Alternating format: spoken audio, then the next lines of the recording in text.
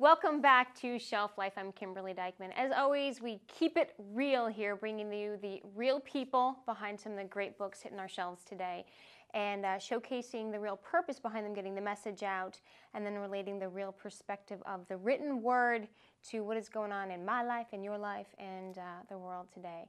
Now, I am being joined by a fantastic woman who is endorsed by John Gray of Men Are From Mars and Women Are From Venus fame. She is an up-and-coming speaker and a proud survivor of 3 failed marriages. I'm being joined by J.J. Austin. Thank you so much. Your Vision in Green. Thank you. You're very welcome. So It Starts With You is the name of the book, and I got to say, that's going to probably stay on my nightstand for a long time because it's all about relationships and the help that we need. And I want you to tell me, what is it like to be endorsed by John Gray? Well, I'm very honored because I really respect Dr. John Gray. And in Dr. John Gray's book, Men Are From Mars, Women Are From Venus, he talks about the differences between men and women as it relates to people who are already in a relationship. Mm-hmm. It Starts With You builds on Dr. John Gray's foundation and talks about how to get prepared to get into that type of a relationship to begin with. Right. Give us, I guess, a little snapshot of what It Starts With You looks like. With the 3 failed marriages, I realized after the 3rd one that maybe part of it was me. Maybe the one that just keeps showing up in there. All right, let's look in. Somewhere along the line, somebody said that the definition of insanity is continuing to do the same thing and expecting different results. Mm-hmm. And so I realized that if I wanted different results, I had to make some changes in myself. Okay. And so that's why the book starts the way that it does, with getting your own act together and how to take care of yourself and love yourself and be the right person before you start looking for the right person. And right. Then it moves on into telling how to recognize if the person that you're considering for a lifetime mate is compatible with you and you're compatible with him. And then the book ends up by talking about how to make that marriage work once you're in that relationship. Gotcha. So what are some examples for folks to be aware of these are some things that I need to examine about myself? One of the things that I talk about in the first part of It Starts With You is how to love yourself. Mm-hmm. And the reason that I spend so much time on that is that in my own life and also in observing other women, I've recognized that a lot of women have problems with low self-esteem. And our society talks about self-love, but it's selfishness kind of self-love, not proper self-love. And so I spend some time talking about how to love yourself the right way and take care of yourself and be good to yourself, because you can't love your neighbors yourself unless you love yourself the right way. Right. Okay, now that you feel okay with yourself, how does somebody move into looking outward? I think that compatibility is really important. I know that in my first 3 marriages, I married men that I wasn't really compatible with, and you need to have some foundational things in common, because if you don't, it's going to wear thin really fast. And so there's a very big section that goes over questions that couples need to sit down and ask with each other and go over and find out, how do you think about this? What do you feel about that? You know, where do you want to live? What do you want to do? You know, what do you think about kids, and how do you raise kids, and all those kind of things that sometimes people avoid in the dating stage because they don't want to make waves. They're afraid. Oh, Gotcha. I don't want to make waves. Well, right. You know, if there's going to be waves, you want them in the dating stage, not after you get married. Absolutely.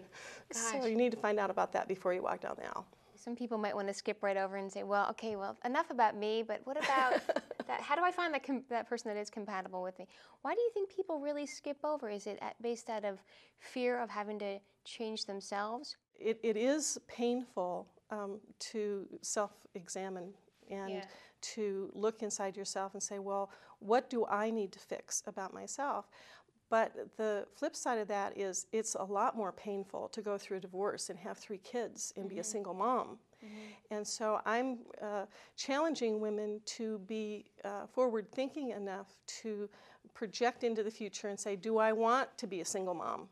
And if the answer is no, I don't Right. want to be a single mom, then maybe that would motivate them to do the self-examination that's necessary and deal with their own baggage and deal with their own issues so that they don't end up being a single mom. And there's so many single moms today, and it's a hard life. I know, I've been there, I've done Right. that.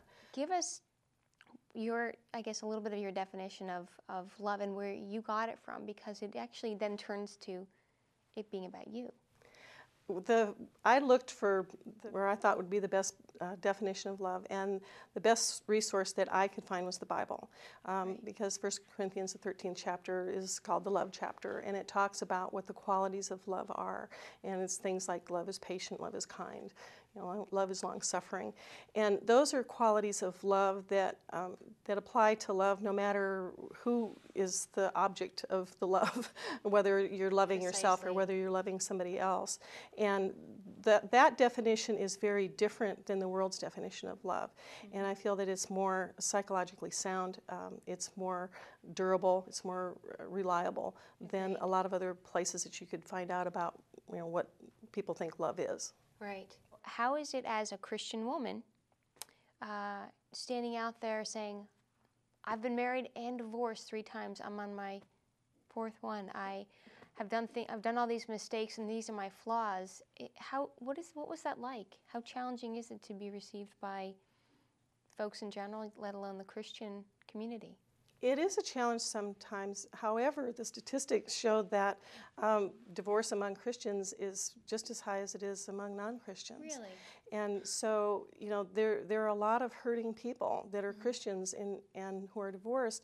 And in fact, I even talk about that in my book, that just marrying another Christian is not a guarantee that you're going to have a long, happy life together. And I made that mistake too. My second husband, we met in church, and he was going to be a preacher, and I was going to be a preacher's wife, and it was going to be wonderful, and he ended up going into law enforcement. And even though we went to church every Sunday, there were some fundamental flaws in that relationship, and it didn't survive. Right. So there are a lot of hurting people, and one thing that the Bible talks about and Jesus talks about is forgiveness. And the one character that I relate to is the woman at the well. She'd had 7 husbands, so I didn't have her beat. Oh, no.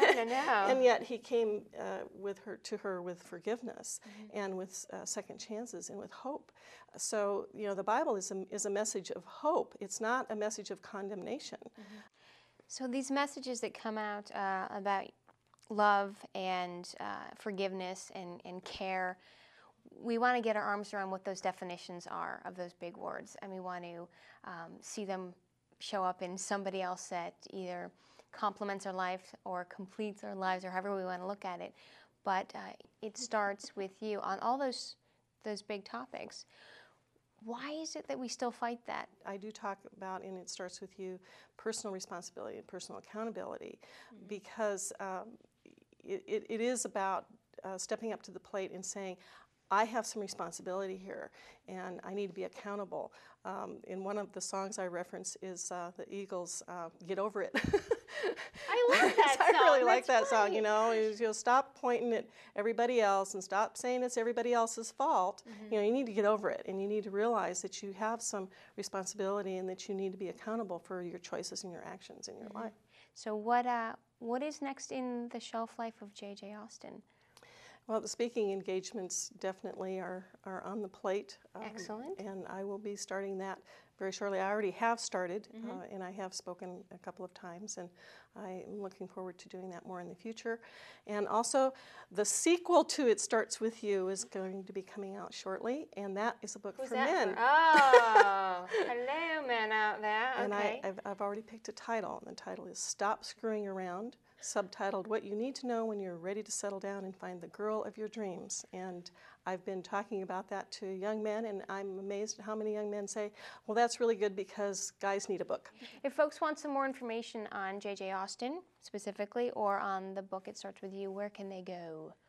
www.itstartswithyou.com. Oh, that was easy. That's too easy. Gosh. Well, thank you again. You are, Thank again, you so a vision in much. green. This is awesome. It goes very well with the melon of this. I love it.